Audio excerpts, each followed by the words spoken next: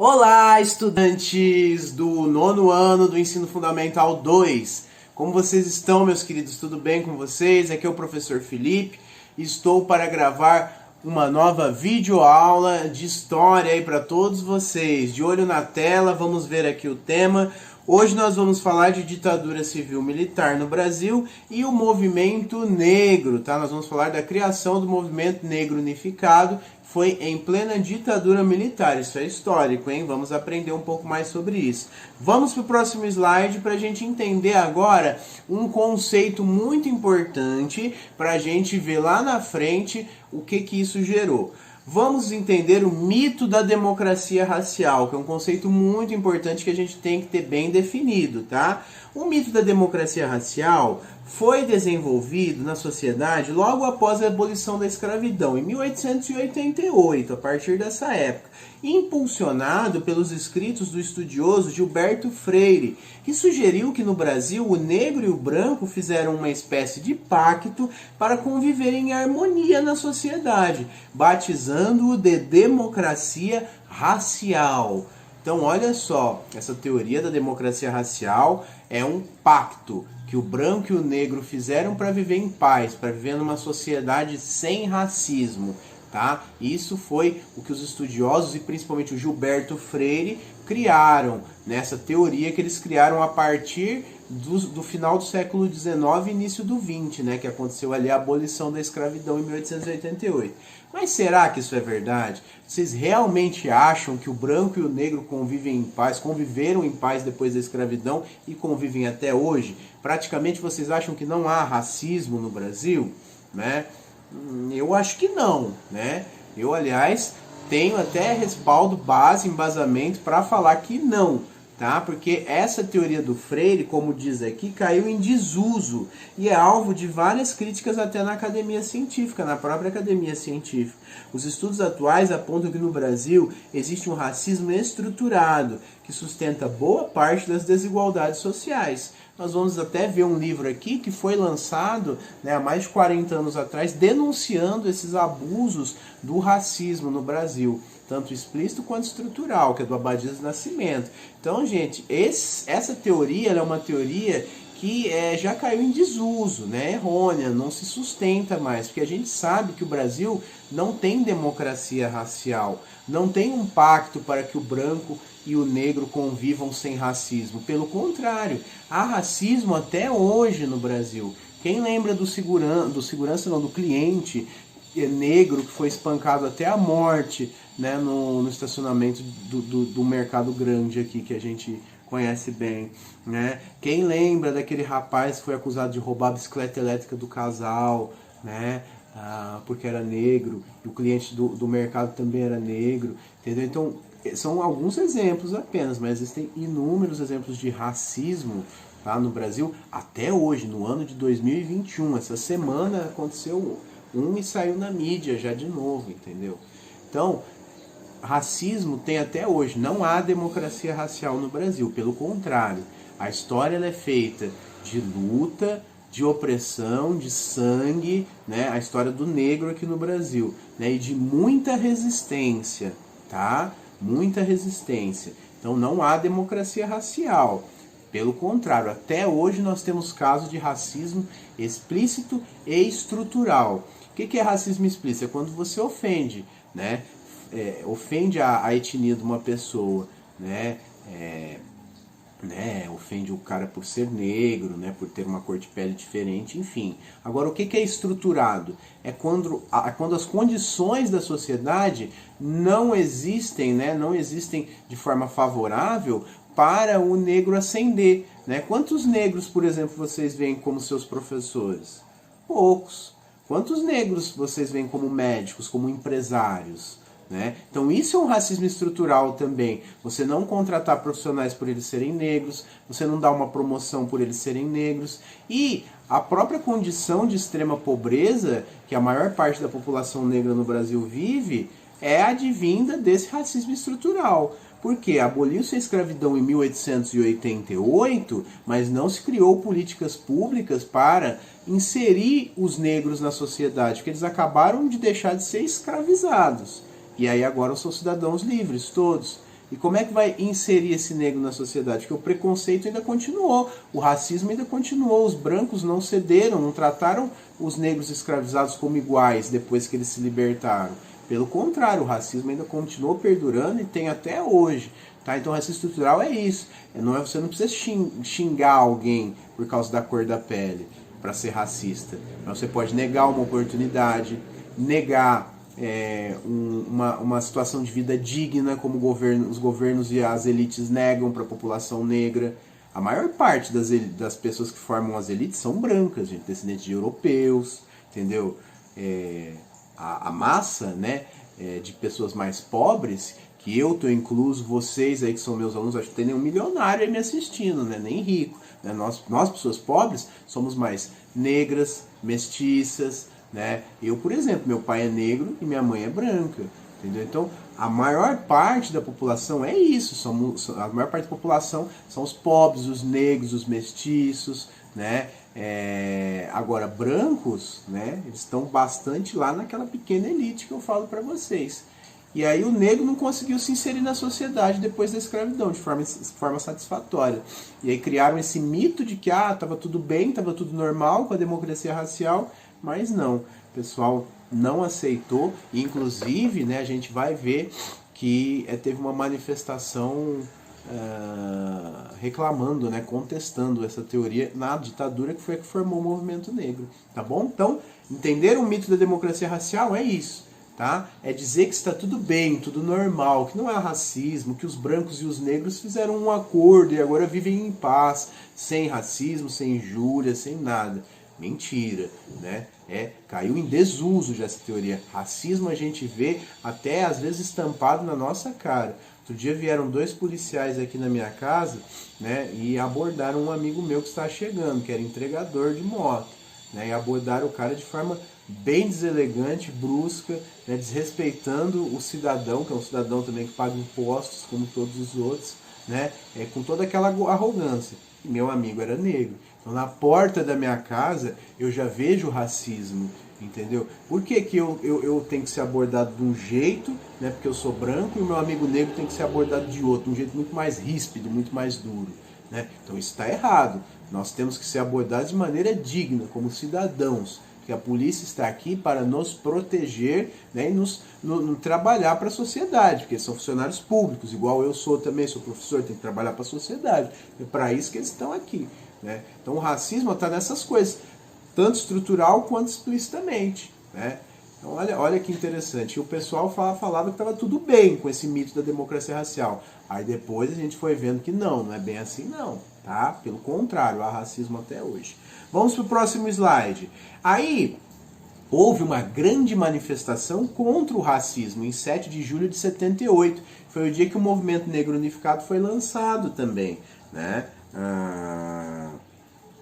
E aí, o contexto que essa manifestação estava ocorrendo, no contexto do governo Geisel, né? O Ernesto Geisel, que era um cara que já estava começando a decadência da ditadura, mas as coisas ainda estavam feias. Tinha acabado de sair do governo Médici, o pior que teve da ditadura praticamente, né? E entrou no governo Geisel. Né? E aí, em pleno governo do Geisel, no general Geisel, lá da ditadura civil-militar, o movimento negro é criado. Fazem uma gigante manifestação contra o racismo em São Paulo, nas escadarias do Teatro Municipal, que era uma resposta já sistemática aos atos de racismo e violência contra a população negra que estava ocorrendo e aumentando muito na época da ditadura, porque a ditadura não gosta de minoria. Minoria questiona as coisas, né? E ditadura não quer ninguém questionando, quer todo mundo obedecendo, né? Era isso, militar, linha dura, né? E aí, esse movimento dá uma resposta sistemática aos atos de racismo e violência contra a população negra. Prisões arbitrárias, discriminação, proibição de cidadãos negros até de frequentar determinados espaços. Olha só, o negro não podia entrar em certos lugares. Igual era lá nos Estados Unidos, aquele absurdo que tinha banheiro para negro, banheiro para branco, garrafa de café para negro, garrafa de café para branco. Na década de 60, 50, nessa mesma época aqui também, né, estava rolando uma discriminação ferrenha nos Estados Unidos, né? E aí até acendeu o grupo dos Panteras Negras, lá, que era um grupo revolucionário, mas era desse jeito. A segregação racial dos Estados Unidos, né, ali no meio do século XX, é a pior do mundo, foi a pior do mundo. Né? A mais preconceituosa e racista, ao ponto de ter banheiros para pessoas brancas e banheiros para pessoas negras, porque os brancos tinham medo de pegar a doença dos negros. Né? E uns eram racistas mesmo, não queria, a maioria, né? Não queria que os negros usassem os banheiros, né? Não achava digno. Isso é absurdo, gente. Desculpa, mas é nojento para mim. Racismo é nojento para mim. Eu acho que racismo não tem nada que justifique o racismo, nada. Né? Racismo é só você estudar, que aí você não vai pensar mais assim, tá bom? Né? E também ter um pouco de caráter, empatia, né, ajuda, né, é essencial. Não é só estudar também e não ter boa ética, né? Mas enfim, o ato foi realizado em plena ditadura militar e ele articulou até com setores internacionais de direitos humanos, falou com o pessoal, né? Lideranças ali do movimento falaram com pessoas importantes ali do cenário internacional também. Foi um grande ato, pedindo por mais igualdade, pela democracia racial de fato, né, que não existia, mas que era pregada, né, e por mais dignidade para o povo negro, né, que sempre sofreu, né, desde a época da escravidão e vem sofrendo até hoje. É só vocês olharem, gente, percebam quantos garis existem negros, motoboys, trabalhadores de telemarketing, trabalhadores de fast food, se vocês forem ao shopping um dia, ou na rua mesmo, perceba, a grande maioria são negros ou mestiços, tá? Que é mistura de negro com branco, né? Aí, a grande maioria da elite, você olha para a elite, os empresários, sei lá, vê lá os empresários brancos que tem, e as empresárias, a maioria. Porque a maioria também é homem, né? Não é empresária, né? É o empresário. Você vai lá, ver branco, velho, rico, né? Heterossexual, né? Difícil ver um empresário LGBT também. Então, é tudo padronizado. A elite é padronizada. É branco, é velho, é rico, né? Agora, aqui, nós somos diversos. Os pobres, né? As pessoas mais pobres, são bem mais diversas. Né? E são elas que estão, às vezes, nos piores trabalhos. Né?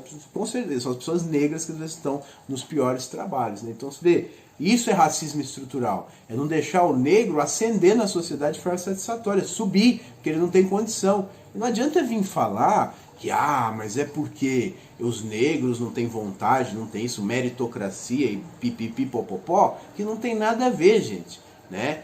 Isso aqui é uma questão muito mais ampla e muito mais profunda. Afinal, a escravidão acabou há pouco mais de 130 anos. Então, é lógico que a gente tem essa mentalidade racista.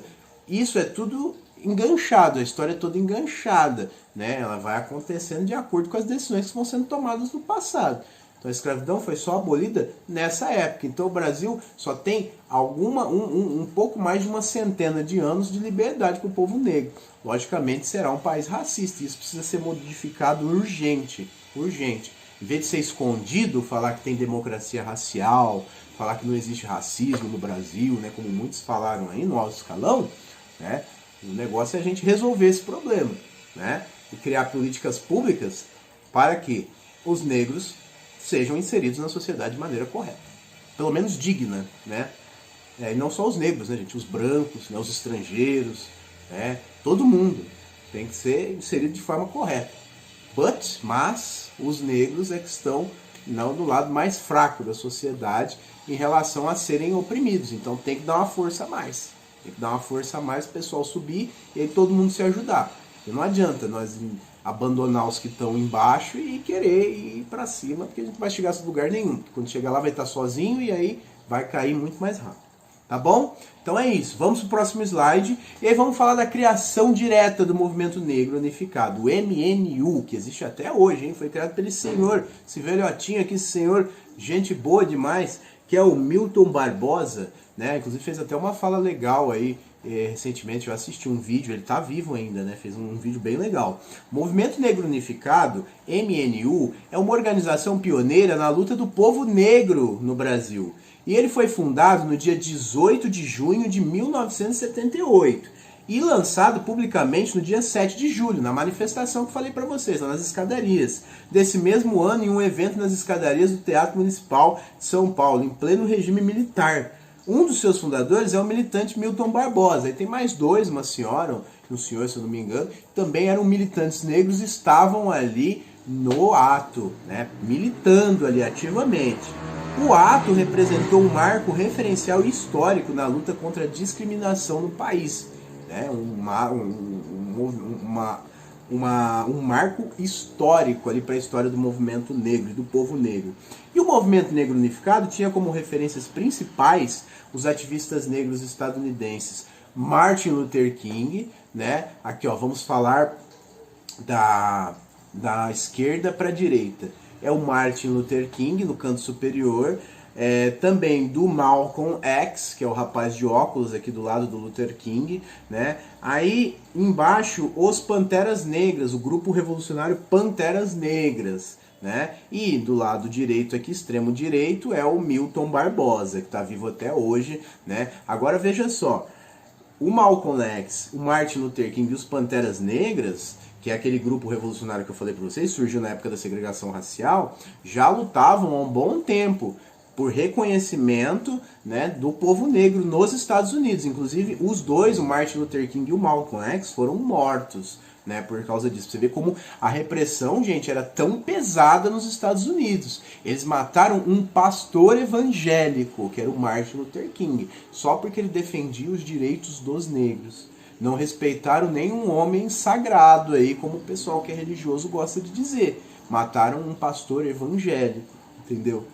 Então não é brincadeira o que ocorreu nos Estados Unidos. Foi assassinado com um tiro, o Martin Luther King, né? E o movimento negro aqui brasileiro se inspirou muito nos Estados Unidos. Afinal, é normal, né? O país que impera aqui na América Latina, né? Então eles olharam para as referências maiores, tá? Então, eles beberam muito dos Estados Unidos, da luta racial dos Estados Unidos, né?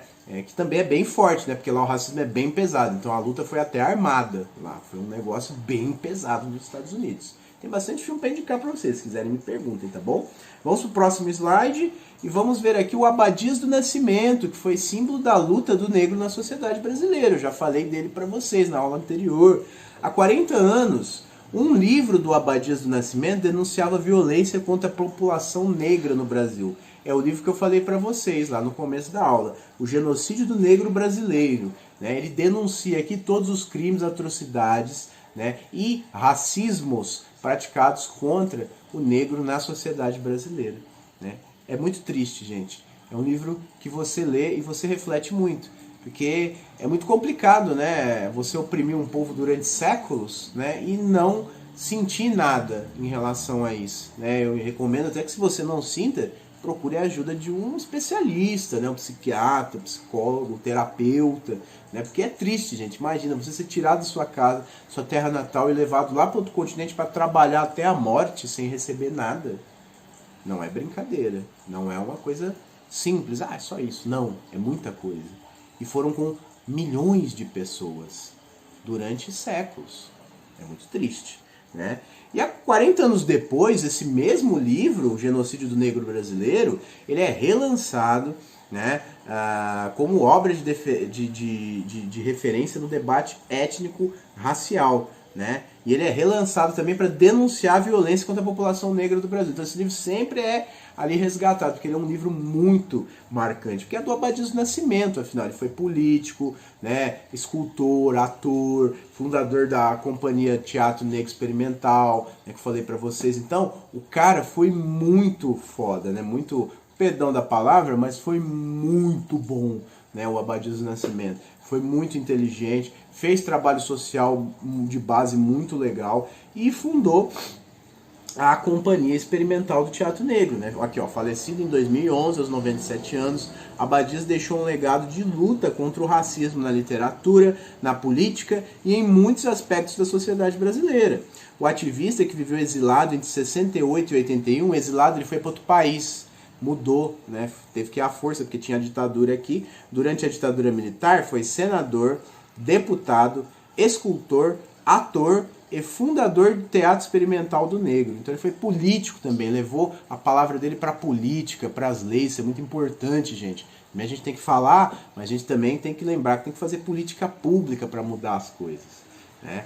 São as leis, os projetos de lei, você ser um político, ou pelo menos ser ligado a alguém que esteja lá dentro, para poder, né, dar umas ideias, algumas coisas. O Abadias foi direto lá, né, foi candidato, foi senador, foi deputado e certamente trabalhou muito bem, né, gente? Vamos para o próximo slide.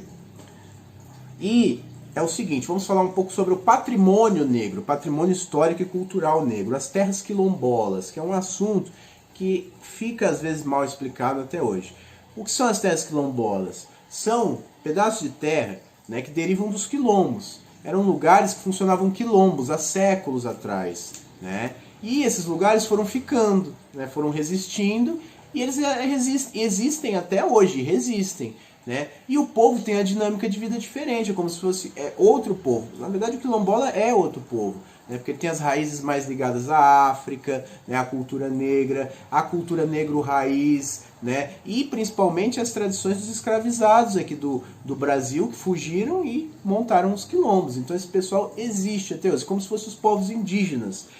São outros tipos de povos aqui no nosso mesmo território. E nós temos que respeitá-los, porque eles são muito mais nativos do que a gente. Tudo bem que nós nascemos aqui, mas a relação que esse pessoal tem com a terra, com a natureza, né, com a sociedade ali deles, a comunidade, é muito rica e muito pura, diferente da nossa, né? Nós não compreendemos e eles não compreendem a nossa. Então, o que nós temos que fazer? Estudar, ajudar, mas principalmente respeitar e deixá-los eles lá na terra deles, que é um direito deles, né? Mas a ditadura militar não pensava assim. Pensava igual um certo presidente aí que nós temos, né, que também não quer demarcar terra para indígena, não quer demarcar terra para quilombola, né, mas não entende essa importância de manter a nossa cultura original, nativa, porque se isso se perder, gente, acabou, não tem volta. Cultura, quando é perdida, dificilmente ela é resgatada, e se ela vem de maneira bem diferente, nunca vai ser como era antes. Então é uma coisa muito perigosa, muito triste, e que já foi feita. Genocídio cultural já foi feito até pelo Império Romano. Não se pode fazer isso, a gente tem que fazer o contrário. Não se deve colonizar os povos que têm menos força que a gente. Nós devemos ajudá-los, entendeu? Se eles quiserem, obviamente, né? Auxiliá-los ali, mas pelo menos proporcionar um ambiente para que eles fiquem em paz, não lá incomodá-los. E garantir dentro da lei que a terra é deles. Foi isso que fizeram na Constituição de 88, a gente vai ver. Mas antes, esses quilombos, essas terras quilombolas, eram um empecilho ao programa desenvolvimentista da ditadura, né? Em relação à ocupação de terras, o quilombo para o movimento negro representava seu processo de legitimação da identidade negra brasileira para a construção de um autorreconhecimento étnico e nacional. Muitas vezes silenciados, esses movimentos eram associados a atividades subversivas, eram taxados de malucos, pelo simples fato de debaterem o racismo e a discriminação no Brasil e confrontarem a ideia de democracia racial, que eu falei para vocês, que eu expliquei o conceito. Por isso que é importante a gente entender esse conceito, proveniente do discurso oficial de um país sem conflitos e discriminação. Mentira, né, gente? Conflito e discriminação tem até hoje. Não existe democracia racial, tá? Pelo contrário, há uma ditadura opressora em que o negro está sendo oprimido e uma parcela dos brancos está oprimindo os negros, né?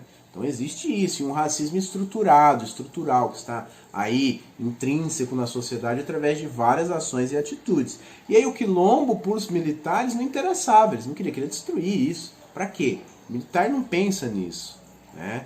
O militar quer que você não questione e obedeça apenas, né? Infelizmente alguns políticos seguem essa linha também. E aí detonam aqui os povos quilombolas. Mas, no entanto, eles são muito importantes, porque eles mantêm as raízes culturais da terra, da cultura realmente brasileira, né? Matriz. E tem vários, centenas de quilombos pelos estados brasileiros. Só no Pará tem 245, e na Bahia tem 718 quilombos, Maranhão tem 653, então a maior parte do Nordeste e no Norte, mas tem quilombo até no Sul, tá vendo? Então no Rio Grande do Sul, então olha só que legal, Tem muitos quilombos ainda, mais de 1.000 quilombos, 2.000, quase 2.000 quilombos ali pelo Brasil, segundo o Intercept, né? Mas tem em todos os estados, né? Tem mais de 2.000, né, gente? Tem em todos os estados. Tem a menos no Acre, no Distrito Federal e em Roraima, que não tem nenhum, né? Mas Rondônia, Amazonas, Santa Catarina, São Paulo, né? Todos os estados aqui possuem quilombos. Então isso aí não pode acabar, essa tradição não pode acabar. Não pode simplesmente tirar esse povo de lá e falar, agora vocês vão vir para a nossa sociedade, você vai trabalhar de entregador, você vai trabalhar de segurante, de vigilante, você vai trabalhar de recepcionista. Não, a gente tem que respeitar esse povo. A ditadura não queria respeitar, mas o movimento negro queria. Então eles brigaram, eles tretaram nessa época, o movimento negro e a ditadura, por causa desses quilombos. Tá? E o povo vive lá até hoje, como se fosse uma comunidade quilombola, e não tem problema. É outra realidade que, se a gente não entende, a gente pode estudar, mas a nossa obrigação é respeitar, tá? E deixar esse pessoal lá em paz, cuidando da vida deles, né? E a gente cuidar da nossa em paz, tá? É isso. Porque esses povos detêm de uma cultura e de uma sabedoria gigantesca, que a gente nunca vai ter, tá?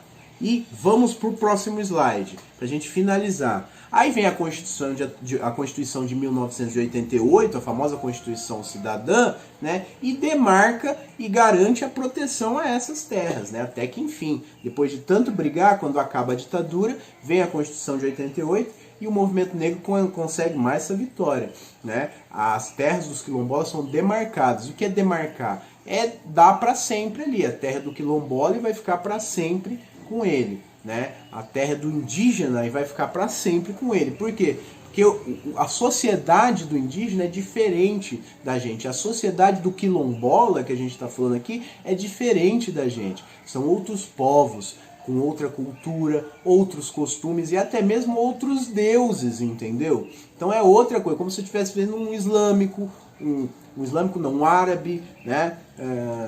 Um libanês, por exemplo, um sírio, né?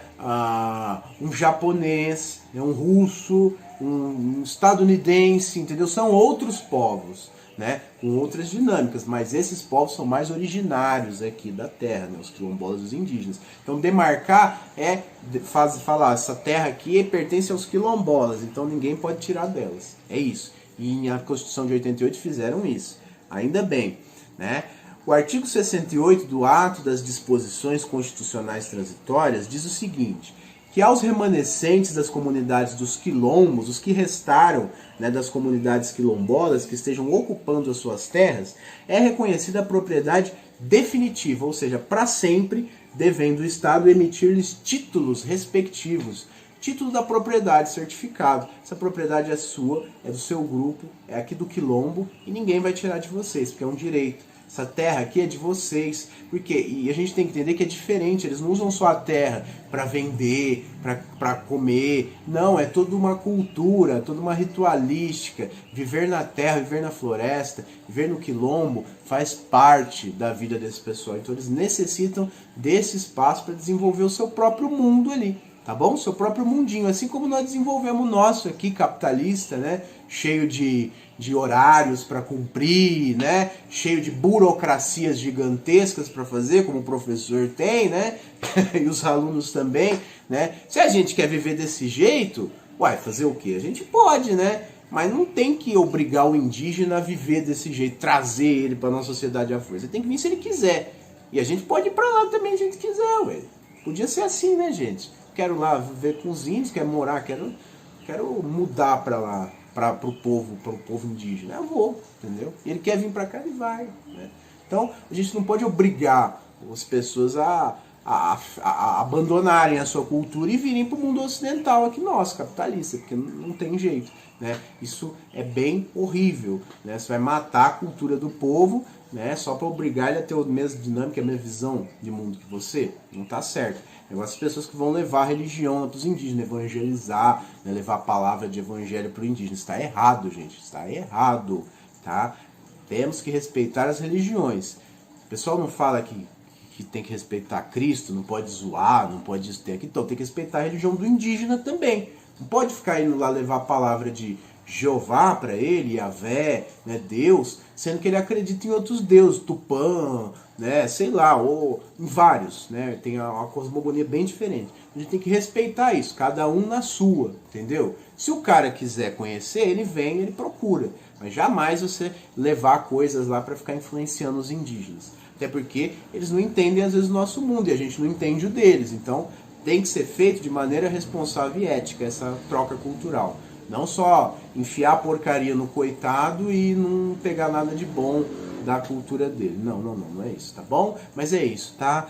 E vamos aqui pro próximo slide, tá? E é isso, finalizamos a aula. Muito obrigado por assistirem até o final. Um grande abraço para vocês. Tenham uma ótima semana, bons estudos e continuem se cuidando durante a pandemia. Porque se estourar outra onda, a gente está no sal. Tchau, tchau, gente. Boa semana. Tchau.